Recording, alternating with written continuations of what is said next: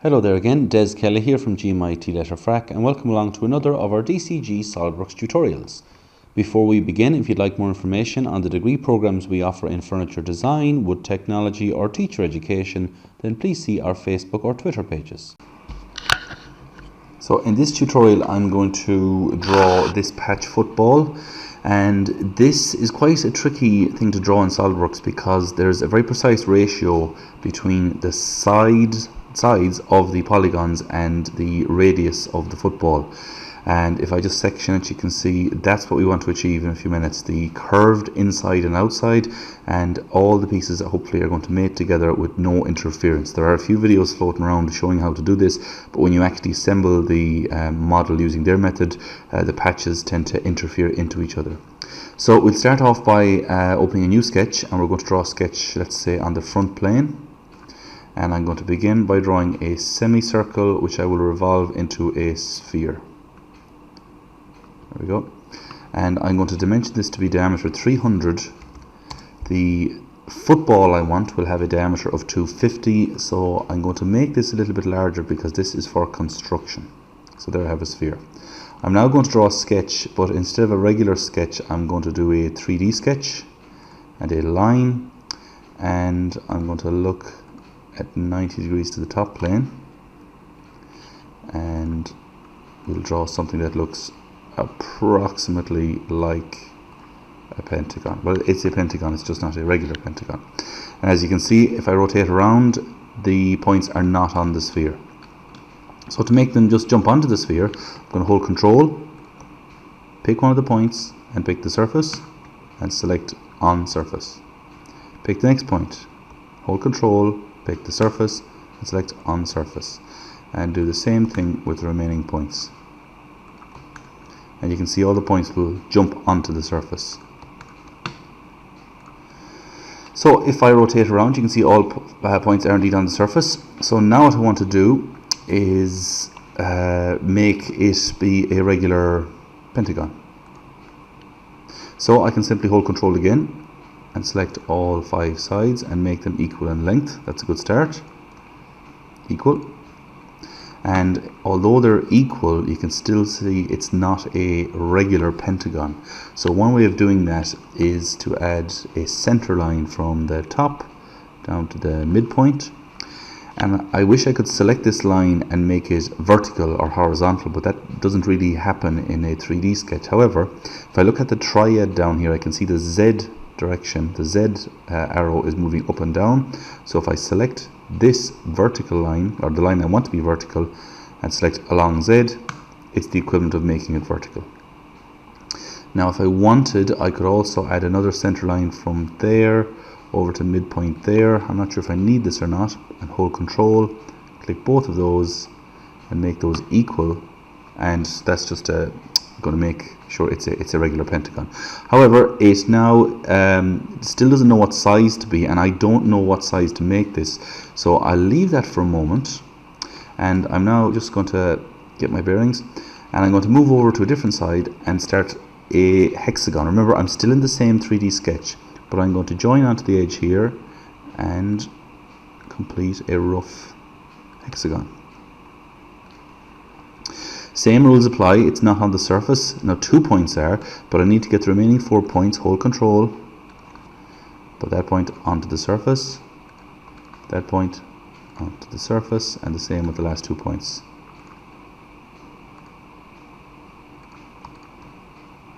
There we go. And of course it's a hexagon, so all sides, it's a regular hexagon I should say, so all sides need to be the same length. We'll make those equal in length. So,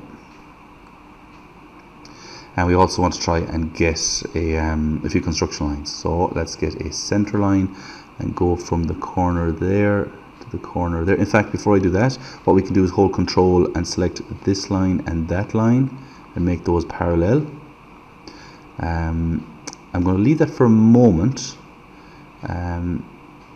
because what I also want to do is do the one final hexagon over here.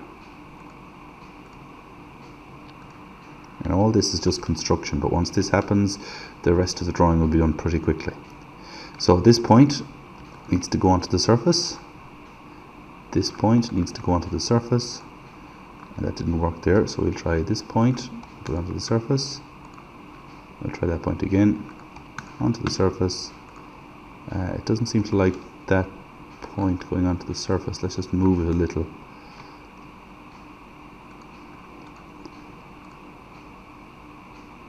Now there's an issue here. When I click that line, I can see over here there's an existing relation. That must have happened accidentally, so I'll right click that and delete it, and hopefully now I should be able to put this onto the surface, and I am. So if I drag that around, that's gone very out of sync, but still you can see the rough shape of the hexagon there. So what I'll actually do is click this line and make those parallel, and I'll make all of those sides equal in length. Now we're almost there, but what I want to do is try and get this sketch fully defined. So I'm guessing a parallel relation there will help, yes, and a parallel relation between this one, and we're set. Now you can see it's fully defined. Now the reason I was kind of guessing or just unsure there is because depending on how you draw them, sometimes you may have to, I'll draw it now, it may throw up an error, but sometimes you may have to draw a line from the midpoint of this line down to the midpoint of that line in the hexagon, and another one, say from over here over to there, and make those equals. It doesn't really matter as long as you get the sketches fully defined, and the handiest ways to do that is either to make opposing lines parallel, certainly make them all the same length, or cross the diagonals and make those the same length. So that sketch really solves all the problems for us. Once you have that sketch, we've got a pentagon and two hexagons on the surface. Now it's true that the points are on the surface, obviously the line is not on the surface because you can't have a flat line on a curved surface. But once you have that, I'm now going to open up just a regular sketch on, let's say, the top plane,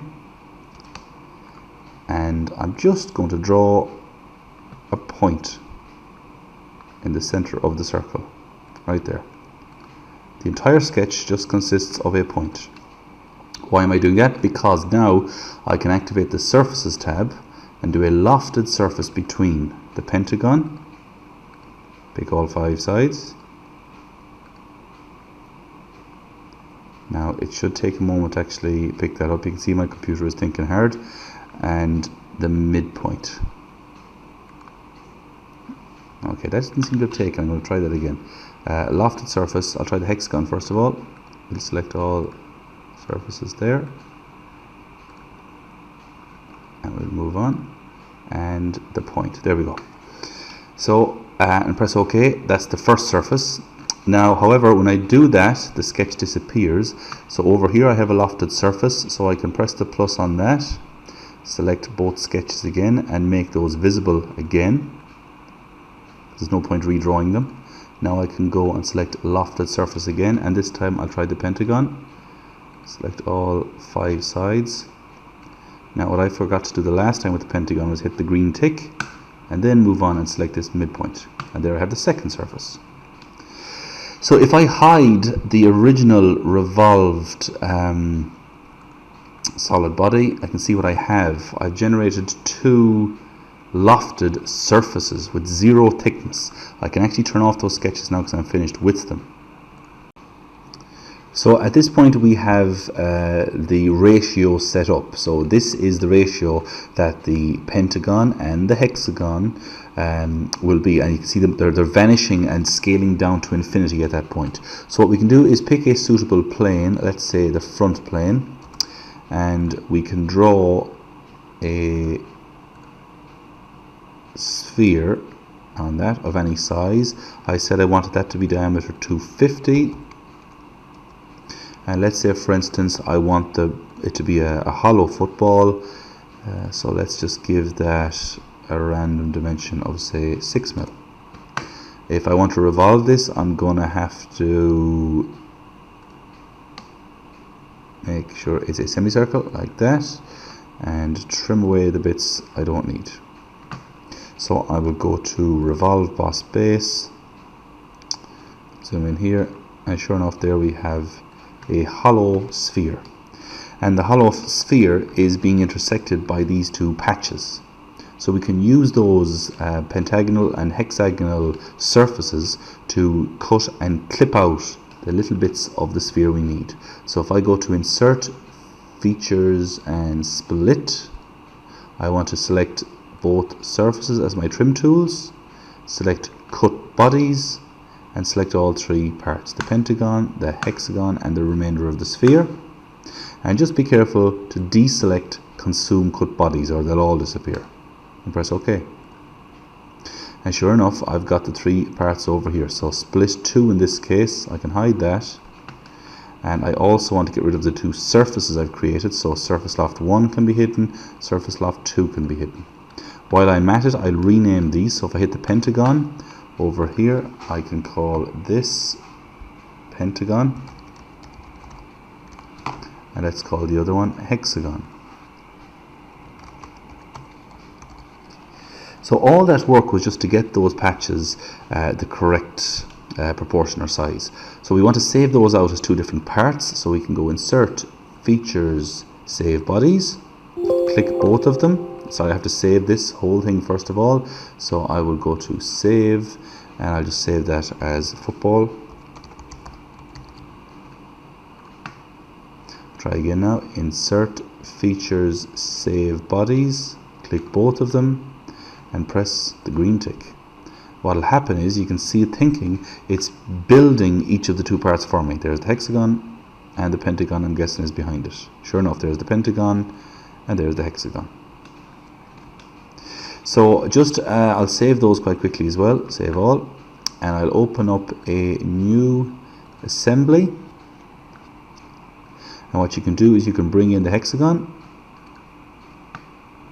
and you can bring in the pentagon. And it's quite easy to mate or constrain these together. Each should just require, we'll try that again, Insert Pentagon. There we go. Each should require just two mates. So first of all, mate the curved surface here with the curved surface there. And then this end line, the join line, and the join line there. Okay. And a handy tip here, if I want to bring in another hexagon, I'll simply hold Control and drag a hexagon.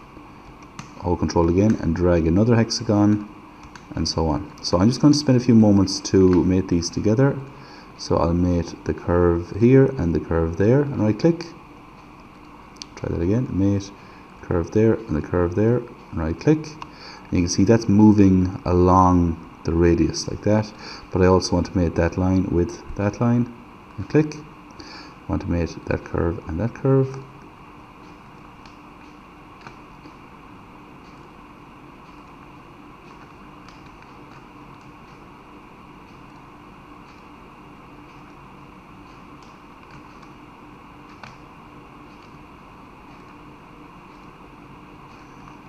And one more hexagon.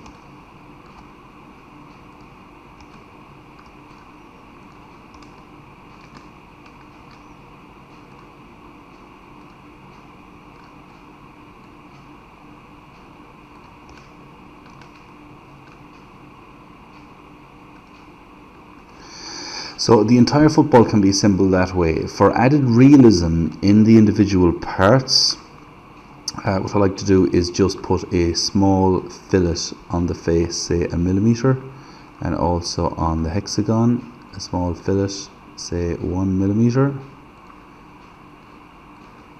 and they should filter through into the assembly. Ignore that for a moment. And so I just haven't updated something. Let's just fix that, seems we're at it. And in here the pentagon, that's okay, we'll save all those. Into the assembly. It's just one of the mates. I seem to have mated a surface that's now been removed, so simply delete the mate there. Yes, that's okay.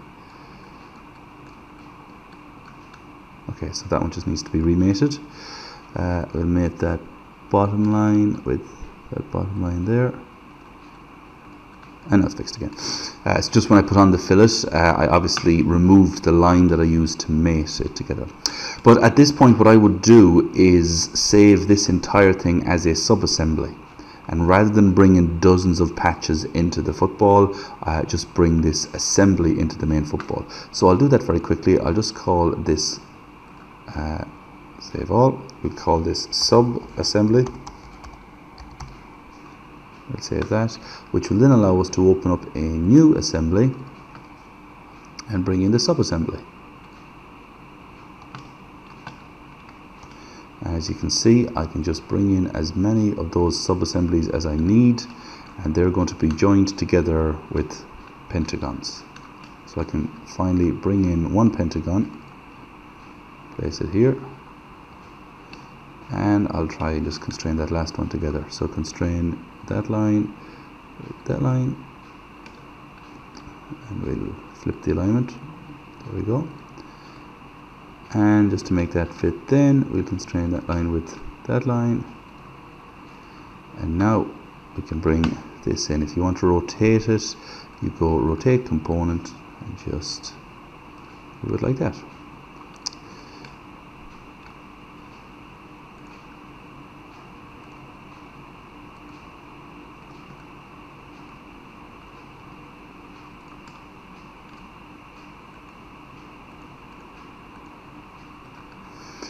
And there you go. And technically you could now save this as a sub-assembly. So it's a very nice assembly exercise. If you peel your way around and change those, you could save all those and mate them together.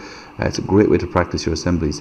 Just another thing to do, you could put, say, a black appearance onto this body, and that will make the assembly look a little bit neater, as would putting a white, let's go white plastic onto this body, and you can see the football will actually come out that colour.